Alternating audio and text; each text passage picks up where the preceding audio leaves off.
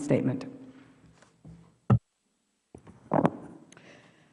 Good morning. I thank the gentlelady from Michigan for yielding, and I'm very pleased with your leadership and us working together on a very important component of America's national security, and more importantly, Madam Chair, asserting the jurisdictional authority of Homeland Security and the Border Security Committee as it relates to the question of comprehensive immigration reform. We know well that as the debate moves rather swiftly, one of the issues that has been raised or that will be raised either as a constructive component or either in some camps and categories as one that would distract from comprehensive immigration reform, it is whether or not we have a secure border.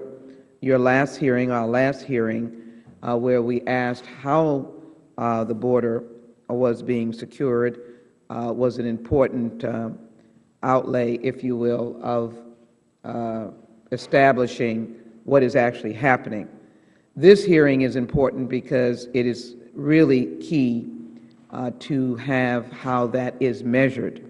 And the experts that you have here, as I welcome the witnesses, will be very constructive in our journey toward making sure that the border security effort is led by this full committee, Chairman and Ranking Member, and this subcommittee that I believe is working with good intentions.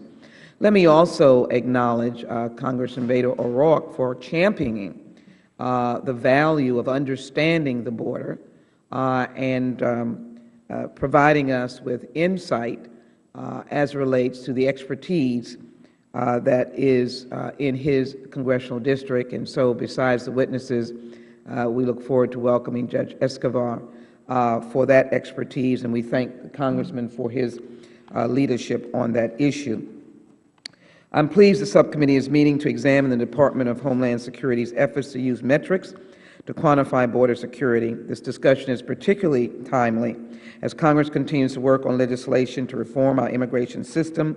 Border security will be an integral part of this discussion.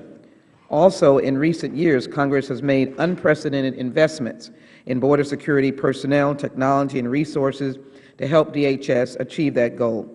Existing border metrics, while perhaps imperfect, indicate these investments have paid off.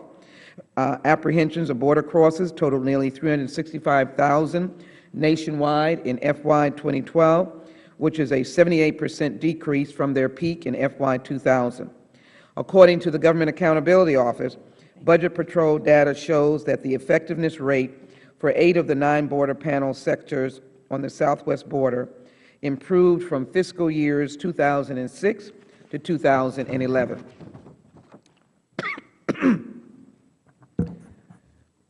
They also found that the recidivism rate across has dropped to 36% in fiscal year 2011, down from 42% in fiscal year 2008.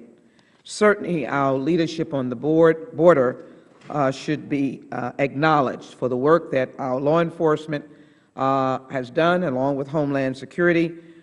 It is important to note these strides, and we thank you for it. It is important that for Congress to have an accurate assessment of remaining needs at our borders so we can identify areas for improvement, but I'm encouraged that about the trends that we're seeing, but I also want to say that we want to make sure these trends are being seen in the light that they should be, and that is that you have the resources that you need, or is it combined with a weak economy? Likely we will hear some of that today. While metrics are useful to measure our continued progress toward better managed borders, I'll reiterate my strong opposition to tying comprehensive immigration reform to achieving some arbitrary standard of border security or some exaggerated standard, meaning that to make the argument that the border is not secure and won't be for many years to come, and therefore we will not be able to complete comprehensive immigration reform. Indeed, we must move forward on parallel tracks, reforming our broken immigration system while continuing to work together to achieve more secure borders. I would also caution that no single number or metrics can tell us whether our borders are secure. Geography and terrain of our borders are very diverse, and the threats can differ from mile to mile based on highways, mountains, waterways, plains, and deserts. Madam Chair, I do want to focus on the area that our colleague, Mr. Barber, is from, the Arizona desert area, and the concerns that he's expressed over the last couple of months and time that he's been on this committee. Also, metrics that are useful at the ports of entry will differ from those that are meaningful for between the ports of entry. Instead, I believe DHS should use a range of data points combined with stakeholder input to determine the state of the border and to make decisions about where additional resources may be necessary. Today, I hope to hear from the operators, Chief Fisher, Assistant Commissioner McClellan, about what they believe are the best metrics to assess the state of our borders. I'm particularly interested in hearing from CBP about what metrics are most valuable at the ports of entry, which is something we hear less about compared challenges between the ports of entry. Further, I want to hear about how Mr. Burkowski uses information from the operators both in developing Border Condition Index and in making border security technology acquisition decisions.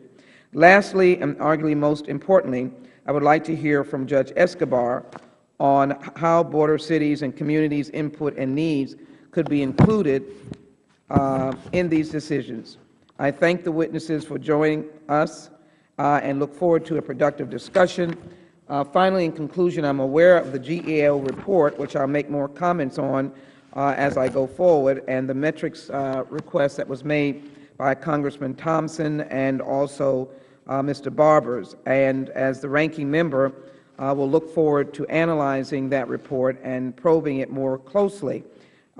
Finally, Madam Chair, I will look to posing some questions regarding the utilization of drones on the border, and we'll look forward to some in-depth responses to that inquiry.